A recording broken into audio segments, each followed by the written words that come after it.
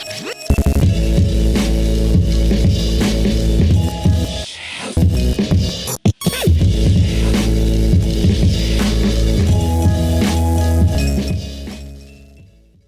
up, everyone? How you been today? Bro, it's been a minute since I've done a sit-down video. I've been doing a lot of, like, My Hero live streams, but I haven't done a sit-down video in a minute. So this is kind of wild, but I had to do it. It's Spider-Man No Way Home. This is the biggest movie of the year. Let's be real. Sorry, Matrix, but this is the biggest movie of the year. And this is crazy that we've even gotten to the point that I've actually watched this movie. This is bad. So this is going to be a spoiler-free review. I'm going to do a spoiler section. I think I'm going to do a spoiler section in the same video. So if you want to see spoilers, just skip ahead. If not, just stay here. But I'm going to just go straight into it. I feel like this movie is one of the best MC movies I've ever watched. And I think this is the best live-action Spider-Man movie. Period.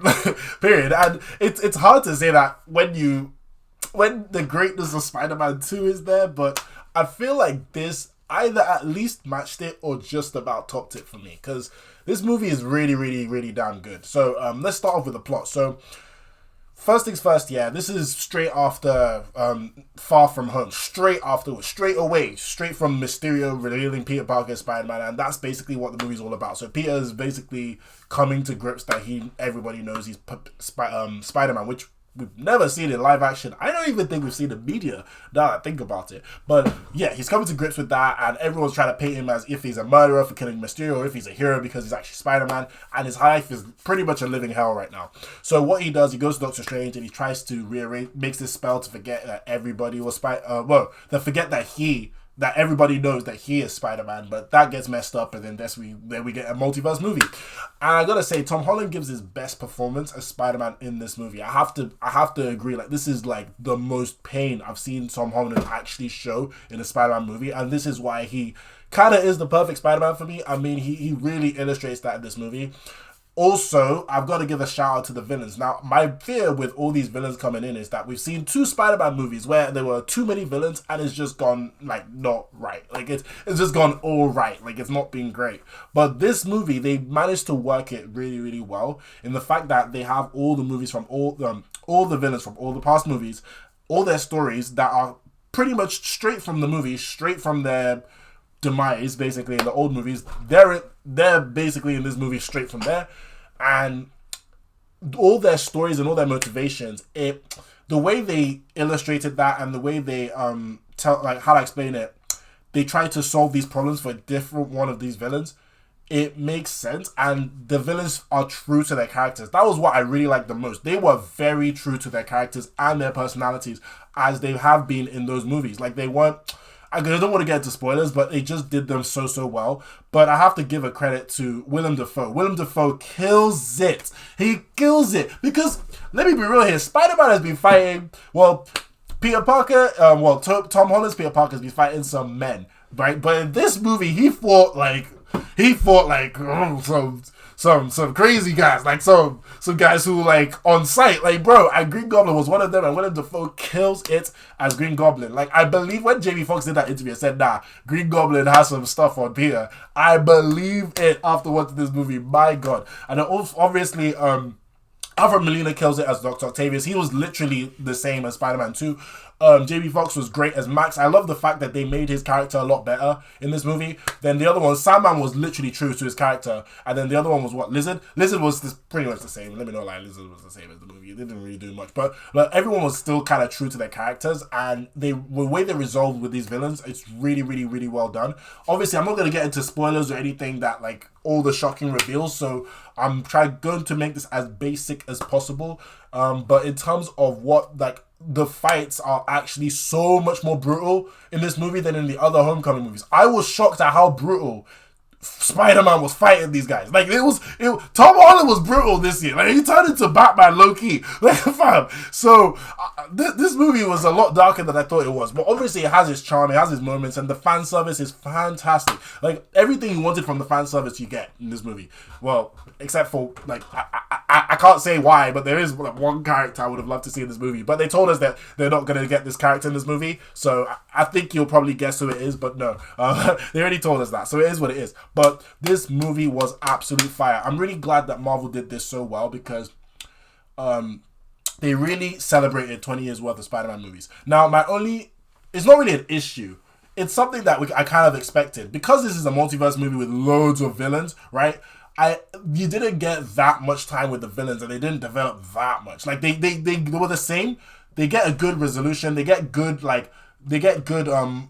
but what they do makes sense, and they get like good times to fight and all that. But obviously you would have wanted to see like way more nuance or way more time with the villains to understand them and all that. But because we have 5 villains, of course that's just not possible. Plus 5 villains plus all the craziness of the multiverse in this movie, it's just not possible. So what we got was fantastic, and honestly this really caps up the Homecoming trilogy so well, and it makes me very excited to see what happens next with Tom Holland's Spider-Man in the future.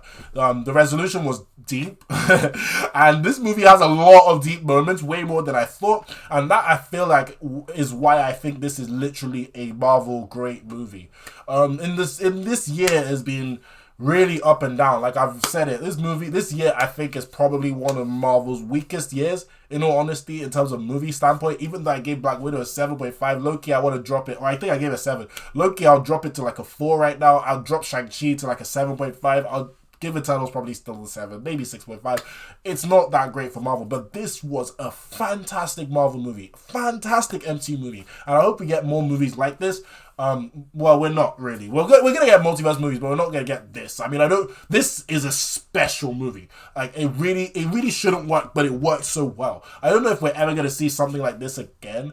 Unless, like, I don't know, Iron Man comes back from the dead and, like, 20 years later we get, like, loads of Iron Man and Iron Heart and all that. I don't know. We're not going to see anything like this again. So we need to savor this moment, guys. As nerds, as people, we need to savor this, that we actually got a movie of this magnitude so well. So after all that, and the plot was actually very good. Like, it was actually a very good plot. So after all that, right, I was going to say that Spider-Man No Way Home gets a 9 out of 10. It is absolute fantastic. Thank you, MCU Marvel. This is why I love you, and this is why you're my favorite franchise, because you make movies as crazy as this. I'm really excited for the 2022 slate. I shouldn't go with this much hype, because to be honest with you, this is literally a special movie. Let me be real. Like, this is special. We're not going to get a movie like this again.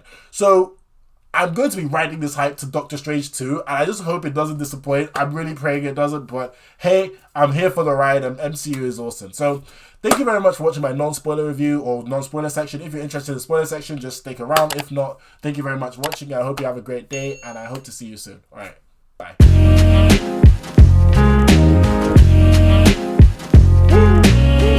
Okay, spoiler section. Bro, Aunt May died, bro. What the hell? Oh my god. Fam, they really killed her off. I mean, I've seen her die in, spoiler alert for Spider-Man PS4, but I've seen her die in Spider-Man PS4, which was already, that thing broke me. Let me not lie. I actually cried when that happened. When I was seeing her like trip and stumble, I was like, bro, don't do this again. We've already seen it in 3 years ago. Fine, we can't have this again. No, please. I'm begging you. And she died. It was painful. And the rage that Spider-Man went through, the rage that Tom Holland's Spider-Man went through this movie. Oh, thank you. Because here's the thing. My biggest complaint with the Homecoming, well, not complaint, but my biggest gripe about the Homecoming franchise is that Spider-Man has fought some guys, but he hasn't really fought some, like, serious villains. Like, he hasn't fought some, like, top tier, like, I'm gonna make your mind fry villains. You know, the ones that make you go, oh my god, what do I really want to be Spider-Man? He has not fought guys like that, right? And he did today. Oh my god, I just spat there, Jesus Christ. But oh my god, man, Tobey Maguire's villains are no joke. They are absolutely no joke. Green Goblin, right, effed up Tom Holland's Spider-Man like crazy. It was mad. Like the work that they gave Tom Holland in the scene in Happy Hogan's house was unreal. Like I felt so bad for Spider-Man. It's been a minute since I felt like that. Since Toby time, actually no, since Andrew time when like Gwen died. But it was bad. Like it was bad. Like Tom kind of took a lot of L's this movie. Like a lot of L's, and that's basically what Spider-Man is. Like Spider-Man and Batman are kind of linked in a way whereby they go through so much hell, right? Usually, and now Tom has finally gotten that. Granted, it took villains from another universe to do it, but still, like, it's crazy what he went through. Like, he really went through some serious S. And watching his aunt get killed, and now that he's at the end where he basically did the spell and it worked, and everybody doesn't know he's Spider-Man, that is painful. He has no friends, no family. Deep it. Like, that is painful. And Tom Holland illustrated that so well. So I have to give credits to Tom Holland, and I have to give credit to the director and the writers for actually taking this risk and actually making Tom Holland go through some brutal stuff. Like, when he was fighting, punching the crap out of Green Goblin, there were some punches that were straight from his core. Like, bro, I've not seen Spider-Man rage like that in a minute. And I was really glad we did, because, bro, look at all the stuff that's going through, like, his mind. Like, if that was me, I would have lost it, bro. I would have absolutely lost it, bro. So, I'm really glad for that. Now, let's talk about the biggest elephant in the room, which is Tobey Maguire and Andrew Garfield. Thank God they were in the movie. But when they arrived, and Ned did the whole sling ring thing, which, why? But anyway, Ned did the whole sling ring thing. And when I saw the suit, and I was like, wait a minute, Spider-Man's eyes are a bit bigger than, oh my God, it's Andrew. Bro, I lost my living Christ. Like, I shouldn't say that, but I lost my living, like, marbles when Andrew Garfield showed up. I was like, oh my God, when I saw that. And then when Tobey came, he came with youth pastor look, but he came with this, like, no suit and everything. Oh my God. Man, that's one of the best moments ever, man. That's one of the best moments. That's nostalgic as hell. Seeing Tobey all grown up and just seeing a more grown up Spider-Man. Bro, that hit my core. That hit my core. And the fact that when the Spider-Men were speaking to Tom Holland and they were trying to console him about Aunt May and all that, I love that scene. Because the thing is, what I really like about Spider-Verse is that Spider-Man goes through hell and back, right? But at least Miles Morales knew that there were other Spider-Men that literally goes through hell and back as well. Like, knowing that there's somebody else that goes through the same, like, S as you, it does help, right? So the fact that these guys were able to console with Tom Holland's Spider-Man in a way that it's just too relatable because they're all Peter Parker, I love that scene. Like, the fact, I almost cried, like, even hearing about it, because we've seen this stuff happen in the movies. Like, we've seen Gwen Stacy die in Amazing Spider-Man 2. We've seen Harry Osborn die in Spider-Man 3. Like, it's just all this, like, sadness, and I understood it. Even the whole Uncle Ben thing, it was just, the interactions from all three Spider-Men was absolutely perfection, and this is what Marvel does well. Like, I knew it was gonna be gold, because Marvel are just insanely good at interactions. So they wrote some beautiful interactions between the three Spider-Men. Even the joke of Tobey Maguire Spider-Man saying, "Oh, I fought an alien from space," and then Tom Holland goes, "Oh, I fought aliens in space," and then Andrew Garfield's like, "Yeah, I'm lame." That joke was funny. Even when they were, "Oh, no, it's okay, man, it's okay." Bro, this is stuff I love to see, right? This is why we love Spider-Verse and all that, and this is why Spider-Verse is, let me not lie, right? This is arguably the best live-action Spider-Man movie. Spider-Verse is still the best Spider-Man movie, I'm sorry. But this is why I love Spider-Verse so much. It's just all these interactions, all this relatability of all these Spider-Man and all this celebration of Spider-Man. And this is what this movie gives. And it does it in a very good way. Other than that, man, Green Goblin, man, Jesus Christ. No, seriously, Green Goblin was banging in this movie. Like, how can a villain you bring back from Spider-Man 1 be the best villain in the whole Cully trilogy? How is that possible? Like, how? And, other than that, man, it was more beautiful. Like, this film was actually beautiful. I was looking at some shots and I was like, damn, like, the shot of, Tom Holland's Peter Parker, that is just crying in the rain, and he's just looking at the Daily Bugle shot. Perfection, bro. Even when he got shot, like, as he was consoling May, it was a lot. It was very deep. This movie was very, very deep, and I didn't expect that. But other than that, man, we got the Doctor Strange Multiverse of Madness 2 trailer, Doctor Strange Multiverse of Madness trailer at the end, and there's some tidbits there, which is going to be mad. Like, that movie is going to be insane. I'm really excited for that. Venom was there. I'm sad that, right, Tom Hardy's Venom was there literally for a second and bounced back to his world. That sucks. I wanted to see Tom Holland's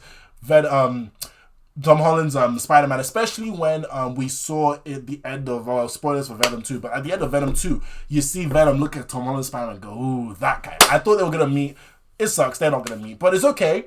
The symbiote is in town, so that's awesome. The symbiote is in town. My theory is that Tom Holland, because he has no friends, right, and he has no family now, I feel like when he gets to MIT, he'll probably make friends with like Harry Osborn or something. Like Harry Osborn will come in and he'll be like, oh, Osborn and all that. And I think that what's going to happen, kind of like, well, spoiler alert for Spider-Man PS4 game, but kind of like how the PS4 game, it seems like Harry Osborn is going to be Venom. I feel like that is what's going to happen in the live action as well, which would be very, very interesting. But other than that, man, oh man, this movie was absolutely, like, I wouldn't say perfection. It was fun. It was so much fun, and I really can't wait to see more MCU. And this is what, when you get movies like this, it reminds me of why I love the MCU so much, and why it's like my favorite franchise of all time. Just all the craziness and all the interactions and the joy and the laughter that you just provide. Like, I have to admit, the MCU has given me some of the best moments in cinematic history. Period. I mean, since like, even like, I am Iron Man at the end of Iron Man, and even the Avengers shot of the 6 of them fighting in New York, bro. Like, MCU have really, really tried, and I have to give credit. This movie is top tier Marvel. Like, even after all the doubting I gave for their movies, they dropped this. So my question is now, 2022. I hope they can keep up this energy, because fam, like, this movie was absolutely insane, man. Absolutely insane. Also, there was a move from Spider-Man PS4. I noticed that move. It was when Peter was fighting Green Goblin on the balcony of Happy Hogan's place, and he did the web shooting thing where he shoots up and he literally dropped down like Spider-Man PS4, because Tom Holland did mention this, right? But when I saw it then, I was like, oh my god, it's from Spider-Man PS4, it's mad. And all you needed was a triangle or circle on top of Green Goblin's head, which was literally like the meme. And we got it, man. And seriously. Other than that, this movie leaked like hell. Like, the scaffolding picture of the 3 Spider-Men was exactly in the movie. Exactly the same thing. So, yeah. It's Marvel, I think they're gonna be ridiculously tight on leaks now, like after the leakage of this movie. But other than that, man, thank you very much for watching this non-spoiler or spoiler section. Let me know if I forgot anything. Let me know if I haven't mentioned anything. And what did you guys like about Spider-Man No Way Home? Because I freaking love this movie. I'm gonna watch it again, definitely. I have to. But thank you very much for watching again. Please like this video, subscribe to the channel for more pop culture and entertainment. I hope you have a great day. I hope you stay safe, and I'll see you soon. All right.